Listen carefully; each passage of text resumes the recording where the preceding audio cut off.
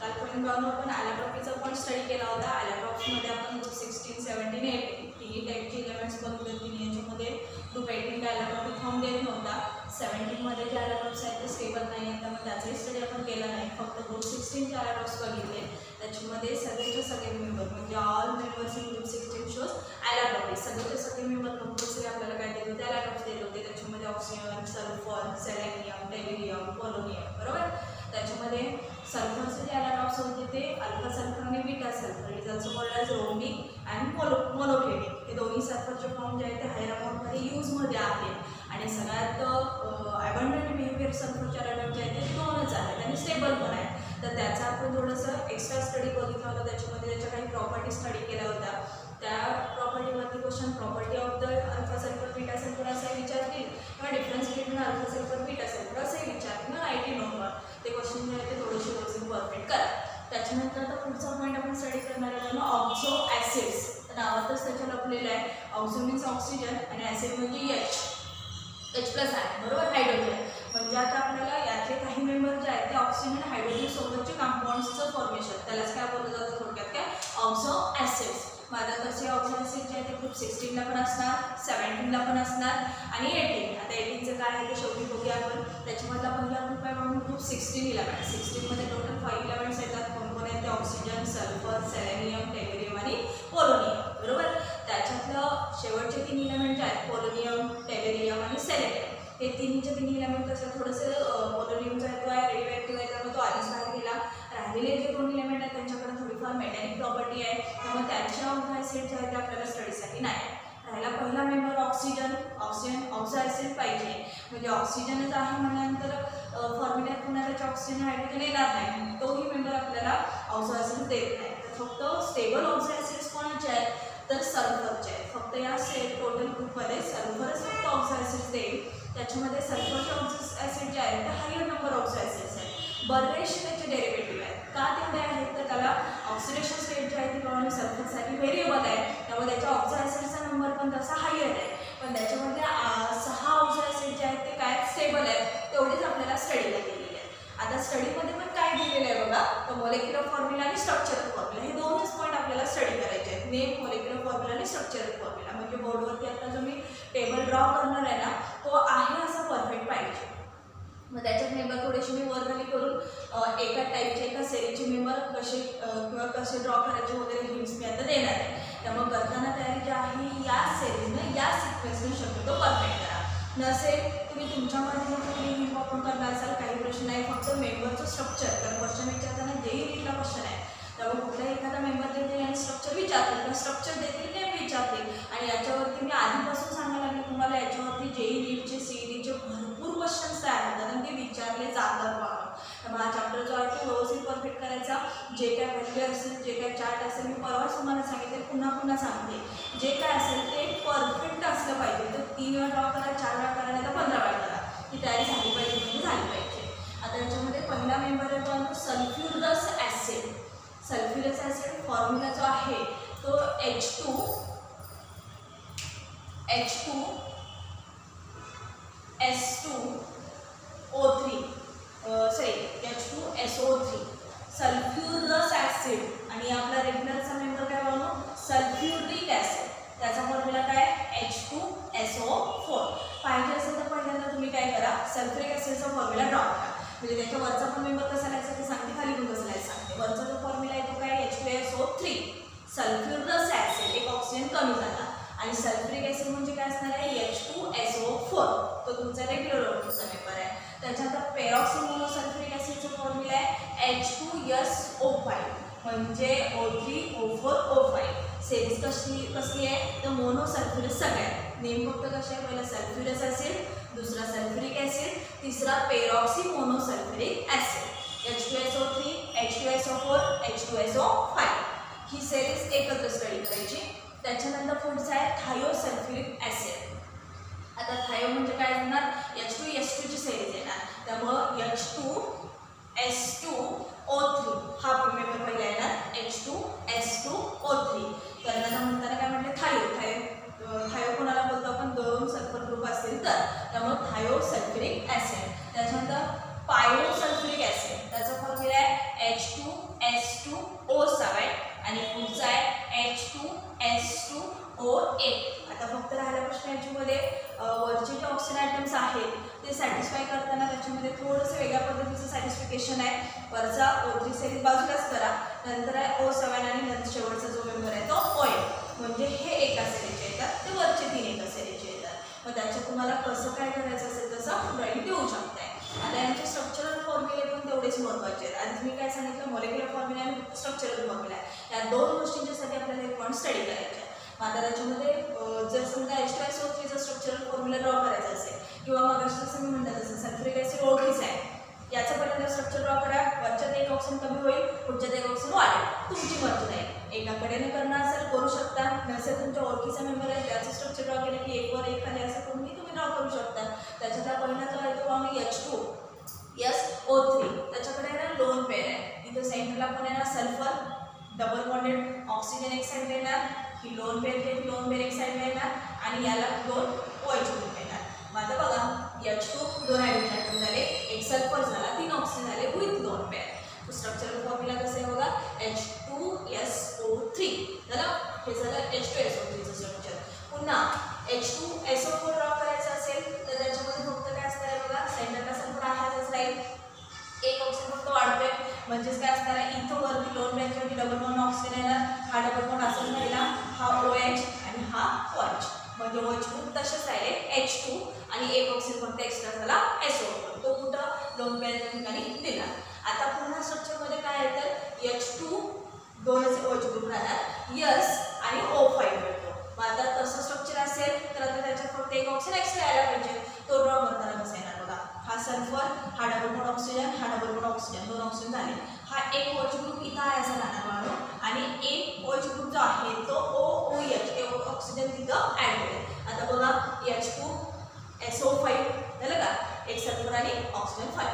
म्हणजे structure draw करताना एक पहिलं ड्रॉ केलं की आपोआप ते पटपट लक्षात आलं पाहिजे. पहिलं ड्रॉ केलं की काय असतात, लोन पेअर असतात, लोन पेअरच्या खाली पुन्हा डबल बॉन्ड ऑक्सिजन येणार आहे. असं स्ट्रक्चर फक्त या कॉर्नरला काय करायचं, एक ऑक्सिजन एक्स्ट्रा ड्रॉ करायचा. चला, हे 3 स्ट्रक्चर करायचं आहे पहिल्या सेटचे. आता पुन्हा सेम काय बघायचं आपल्याला, हायर सल्फर. आता इथून मात्र काय झालं की S2 ची सिरीज, 2 सल्फर ॲटमची सिरीज स्टार्ट होते.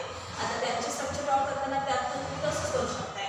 पहिला मॉलिक्यूल जो आहे त्याच्याकडे काय तर 2 सल्फर आहे, तर त्याचं बॉन्डिंग जे आहे ते बॉन्डिंग कसं असणार आहे बघा, डबल बॉन्डिंग काय करायचा, हा टॉपचा सल्फर एक ॲड करायचा, H2 मॉलिक्यूल झाला, इथं डबल बॉन्ड आला, ऑक्सिजन आला, इथं काय असणार OH, इथं काय असणार OH. म्हणजे आता डबल बॉन्ड O जिथं होता हेच स्ट्रक्चर याचं आहे.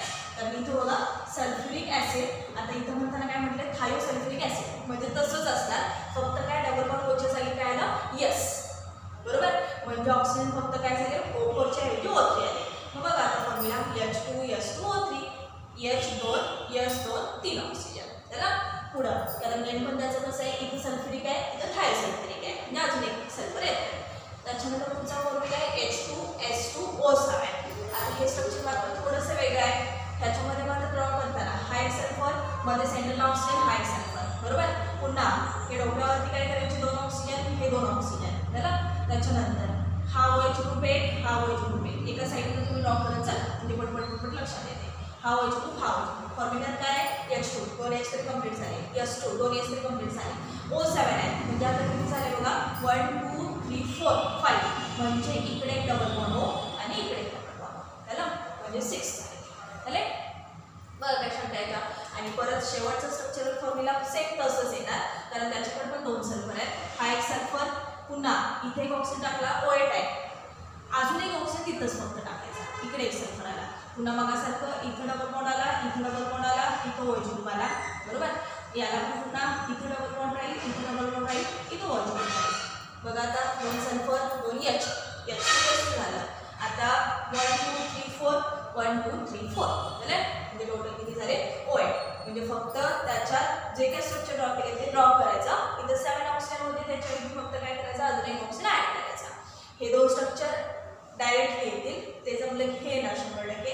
याचं आणि याचं रिलेशन जोडायचं, ह्या दोघांचं म्हणजे पटकन येईल. हा काय आपला रेग्युलरचा ओळखीचा मेंबर आहे, त्याच्यामध्ये हे करायचं, हे ड्रॉ करायचं, बघा काय काय का बघायचं. मॉलिक्युलर फॉर्म्युला, स्ट्रक्चरल फॉर्म्युला, दोन्ही पॉईंट्स पाहिजे.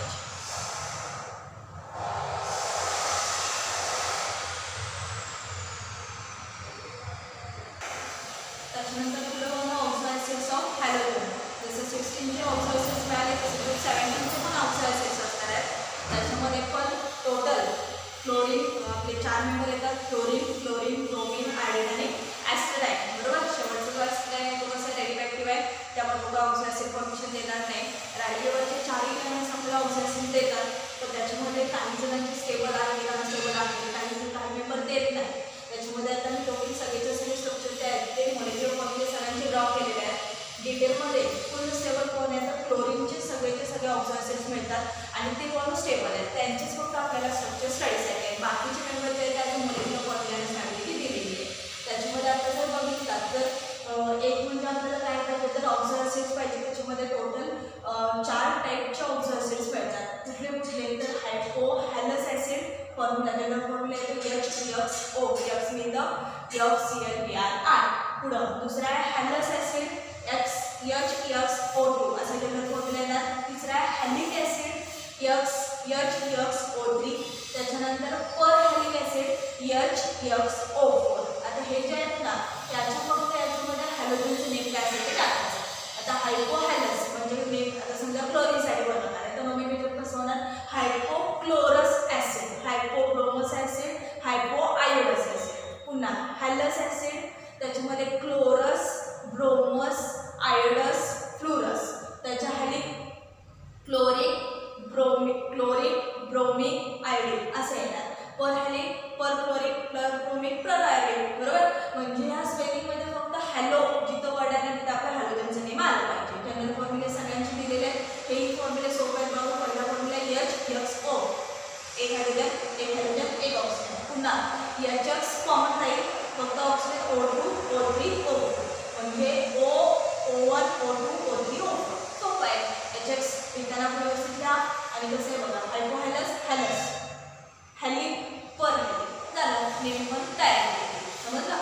त्या सगळ्यांमध्ये असं काय आहे व्हेरिएबिलिटी तर हॅलोजन फॅमिली जे आहे त्याच्यामध्ये व्हेरिएबल ऑक्सिडेशन रेट्स आहे. दुसरं सगळ्यात महत्त्वाचं त्याच्यामुळे लोन बेअर इफेक्ट पण स्ट्रॉंग आहे. त्यामुळे काय तर पहिला म्हणजे हायपोहॅलस जर तुम्हाला बनवायचं असेल ना तर त्याला हॅलोजनची ऑक्सिडेशन रेट आहे +1. हॅलस बनवायचं असेल त्याला राहील +3. हॅलिक बनवायचं असेल त्याला राहील +5 आणि परहॅलिकसाठी राहील +7. म्हणजे हे आहे असं सिक्वेन्स परफेक्ट करावा म्हणून +1 +3 +5 +7 ऑड नंबर सगळे येतात एक आड एक. चला पुढं हे लक्षात ठेवायला सांगितलं. त्याच्यात फ्लोरीनचे जे ऑक्झिडायसिड्स आहेत ते फार कमी आहेत. का कमी आहे तर फ्लोरीनकडे जर बघितलं तर मुळात त्याची साईज जी आहे ती स्मॉलर साईज आहे, हायली इलेक्ट्रोनेगेटिव्हिटी व्हॅल्यू आहे आणि टॉप टू बॉटम बऱ्याचशा प्रॉपर्टी ज्या आहेत त्या स्ट्रॉंग पण होत जातात आणि वीक पण होत जातात. म्हणजे इन्क्रीज पण होतात डिक्रीज पण होतात. आणि त्याचं सगळ्यात महत्त्वाचं म्हणजे त्याच्याकडे डी ऑर्बिटल अब्सेंट आहे. त्यामुळे कंपाऊंड फॉर्मेशनमध्ये ते इन्व्हॉल्व होत नाही. जरी इन्व्हॉल्व झाला तर त्याचे कंपाऊंड्स कसे असतात ते सांगितलं आपण तर थोडंसं एक्सप्लोजिव्ह बिहेवियर त्या एक्सप्लोर होणारे कंपाऊंड्स असतात. त्यामुळे ते शक्यतो रिॲक्टिव्ह मेंबर असल्यामुळे साईज स्मॉल असल्यामुळे शक्यतो रिॲक्शनमध्ये भाग घेत नाही. त्यामुळे त्याचे ऑक्झिडायसिड्स फार कमी आहेत. फक्त पहिलेच ऑक्झिडायसिड मिळते HOF. पुढं क्लोरीनचे मात्र सगळेचे सगळे मिळतात. आणि मग अशी मी तुम्हाला काय म्हटलं होतं फक्त आपल्याला क्लोरीनचे सगळे काय तर स्ट्रक्चरली स्टडी आहे. त्याच्यामध्ये पहिला मेंबर जो आहे HOCl त्याचं स्ट्रक्चर जे येतं तिथे असं येतं HOCl. सेंट्रल ऑक्सिजन त्यावेळेला क्लोरीन या बाजूला एक हायड्रोजन. HOCl त्याच्यामध्ये पण सेम तसंच HO त्याच्यानंतर इथून Cl येणार आणि त्याला काय असणार आहे डबल बॉन्ड ऑक्सिजन. चला त्याच्यानंतर HOCl2 पुन्हा HO परत इथे Cl येणार double bond O double bond. चला हे स्ट्रक्चरमध्ये काय शंका आहे का बघा. एकाच फॉर्म्युलामध्ये पहिले HOCl नंतर HOCl आयनचा डबल बॉन्ड O एक O एक्स्ट्रा आला, पुन्हा डबल बॉन्ड O आयनचा अजून एक O एक्स्ट्रा आला आणि शेवटचा मेंबर आहे त्याचं पण सेम तसंच. हा H हा O हा Cl इथं double bond O double bond. समजलं. बघा सिंपल आहे. ते तिघांचेच फक्त आपल्याला स्ट्रक्चर आहे. सॉरी चौघांचेच फक्त स्ट्रक्चर आहे. स्ट्रक्चर मॉलिक्युलर फॉर्म्युला ठरवायचं व्यवस्थित परफेक्ट करा. पुन्हा क्लोरीनसाठी पण फक्त पहिल्याच टाईप्स मिळतं HOBr. त्याच्यानंतर हॅलस ॲसिड मिळत नाही. त्याच्यानंतर हॅलिक ॲसिड एक मिळतं आणि परहॅलिक ॲसिड एक मिळतं. त्याचे पण फॉर्म्युले जे आहेत मॉलिक्युलर फॉर्म्युले सेम याच्यासारखे. आयोडीनमध्ये पण सेम तोच क्रायटेरिया. त्याच्यामध्ये फक्त एक एक्स्ट्रा मेंबर मिळते H2iO6. तो एक परफेक्ट करायचा. का परफेक्ट करायचा तर जे काय ब्ल्यू कलरला म्हणजे हा एक मेंबर, त्याच्यानंतर या सेल्समधला हा एक मेंबर, त्याच्यानंतर याच्यात कोण नाही आहे हा एक मेंबर आणि हा जेवढे ब्ल्यू कलरला लिहिलेत ना तेवढे फुल स्टेबल आहे. फुल स्टेबल. आणि बाकीच्या मात्र कसं आहे तर ॲक्वेस फॉर्ममध्ये थोडीशी स्टॅबिलिटी वगैरे आपल्याला रिप्रेझेंट करते. म्हणजे रेग्युलर रूम टेम्परेचरला जर स्टॅबिलिटी पाहिजे असेल तर हे ब्ल्यू पेअरने लिहिलेले फक्त 4च मेंबर फ्लोरस ॲसिड, त्याच्यानंतर हा पर क्लोरिक ॲसिड, त्याच्यानंतर हा पुढचा मेंबर आहे हॅलिक म्हणजेच आयोडिक ॲसिड, आणि शेवटचा एक क्लोरीन म्हणजे तो पेरॉक्साइडिक ॲसिड H2IO6. बरोबर. म्हणजे 6 मेंबर्स फक्त काय 4 मेंबर्स फक्त काय असणार आहे स्टेबल असणार आहे, बाकी सगळे मेंबर जे आहेत ते ॲक्टिव्ह फॉर्ममध्ये तुम्हाला स्टॅबिलिटी देते. ते व्यवस्थित परफेक्ट करा, कारण काय वेळेला क्वेश्चन आयडेंटिफाय म्हणून पण विचारणार आहे. समजलं. म्हणजे स्ट्रक्चरल फॉर्म्युला पण क्लोरीनचे फक्त जे काय ऑक्सिडाइज आहेत त्यांचेच फक्त आहेत, बाकीच्यांचे मोलेक्युलर फॉर्म्युले हे इकडं किती मिळत नाहीत, याच्यात हे 2 सेकंड मेंबर जे आहेत ते मिळत नाही. या चार्ट परफेक्ट करायचा. त्याच्यामध्ये ना अजून एक पॉईंट दिला आहे ॲसिडिक स्ट्रेंथ, ती पण सांगणे याच्यासाठी गरजेची आहे. तर acidic strength increases with increasing oxidation number. जसं जसं ऑक्सिडेशन नंबर इन्क्रीज होणार ना तसं ॲसिडिक स्ट्रेंथ इन्क्रीज होणार. म्हणजे हे जे पहिल्या लाईनचे ऑक्सिडाइड्स आहेत म्हणजे कुठले हायड्रोहायड्रस ॲसिड जे आहेत ते वीक ॲसिड आहेत, आणि जसं जसं तुम्ही खाली खाली सरकत येणार तसं मात्र ते कसे होत जाणार स्ट्रॉंग. म्हणजे पहिले जे आहेत ते काय असणार वीक, शेवटचे आहेत ते कसे असणार स्ट्रॉंग. म्हणजेच acidic strength increasing with increasing oxidation number. हे मात्र परफेक्ट करायचं. हे सेंटेन्स अतिशय महत्त्वाचं आहे, कारण काही वेळेला काय करतात हे एक्झाम्पल देते पुढचे मेंबर्स देते आणि acidic strength decreasing increasing order तुम्हाला विचारते. ते मेंबर फक्त सगळ्याचे सगळे कुठले पण ओळखून देतात, त्याच्यात विचारतात तो सिक्वेन्स लावता आला पाहिजे. तो सिक्वेन्स लावण्यासाठी काय पाहिजे ऑक्सिडेशन नंबर पाहिजे. ऑक्सिडेशन नंबरमध्ये काय असतं ते माहिती पाहिजे. म्हणजे ऑक्सिडेशन नंबर +1 असेल तर काय असणार, +7 असेल तर काय असणार. म्हणजे हे सेंटेन्स जे आहे ते अतिशय महत्त्वाचं आहे. Acidic strength increasing with increasing oxidation number. जसं जसं ऑक्सिडेशन नंबर इन्क्रीज होणार तसं ॲसिडिक स्ट्रेंथ जे आहे ते काय होणार इन्क्रीज होत जाणार. म्हणजे याच्यावरूनही आपल्याला ते सांगता आलं पाहिजे. म्हणजे स्ट्रॉंग ॲसिड कोण असणार आहे ही शेवटची लाईन, वीक ॲसिड कोण असणार आहे ती वरची लाईन. समजलं. त्याच्यानंतर ते क्वेश्चन जे आहे ते क्वेश्चन काही वेळेला जे युनिट्स आहेत थोडेसे टर्न करून वगैरे विचारतात, त्यामुळे तेही आलं पाहिजे. याच्यामध्ये काय शंका आहे का बघा. हाही चार्ट मला सांगितलं व्यवस्थित परफेक्ट करा. टोटल सगळा चार्ट आहे तो पार्ट पाहिजे मला बघायचा, पण हा पण तर याला क्वेश्चन शेवटचा 0 ग्रुप. 0 ग्रुपची रिॲक्टिव्हिटी कशी आहे, मुळात ते कशी आहेत केमिकल इनर्ट आहेत, त्यामुळे कुठल्याही केमिकल रिॲक्शनमध्ये आतापर्यंत बघितलं कधीच भाग घेतला नाही. परवा फक्त एक रिॲक्शन फक्त त्यांनी दिली होती कशाबरोबरची हायड्रोजन सोबतची, ते पण आता सध्याची डिस्कवरी आहे. बाकीची त्यांचेही ऑक्सिडाइजेस वगैरे काय मिळणार नाही आहे, कारण त्यांना इलेक्ट्रॉन म्हणजे आयनाची एनर्जी सगळ्यात हायर लागते. दुसरं सगळ्यात महत्त्वाचं इलेक्ट्रोनेगेटिव्हिटी सगळ्यात खाली सगळ्यात स्ट्रॉंग आहे, सगळ्यात हायर आहे. तिसरं सगळ्यात महत्त्वाचं फुल स्टेबल आहेत. ऑक्सिडेशन स्टेट जे आहे ते त्यांना मिळायला पाहिजे असेल तर त्यांना इलेक्ट्रॉन रिमूव्ह करायला लागणार. स्टॅबिलिटी असल्यामुळे ते वर्किंग ते करणार नाही, त्यामुळे त्यांच्या ऑक्सिडाइजेस आपल्याला नाही मिळतच नाही, स्टेबलच नाही. त्यामुळे तो पार्ट जो आहे तो स्टेटमध्ये येणार. समजलं. म्हणजे पहिले 2 जे आहेत 16 आणि 17 यांची मात्र ऑक्सिडाइजेस थोडंसं व्यवस्थित परफेक्ट करा. इथंपर्यंत काही शंका आहे का बघा. आता उद्यापासून आपण काय करणार कंपाऊंडचा पार्ट स्टार्ट करतोय. आता याच्यामध्ये ग्रुप 16चे कंपाऊंड्स पाहिलं तर बघणार, नंतर 17चे आणि नंतर 18मध्ये काय काय बघू. 16मध्ये पहिला मेंबर आहे आपला ऑक्सिजन. पहिले काय करणार आपण ऑक्सिजनचे कंपाऊंड स्टडी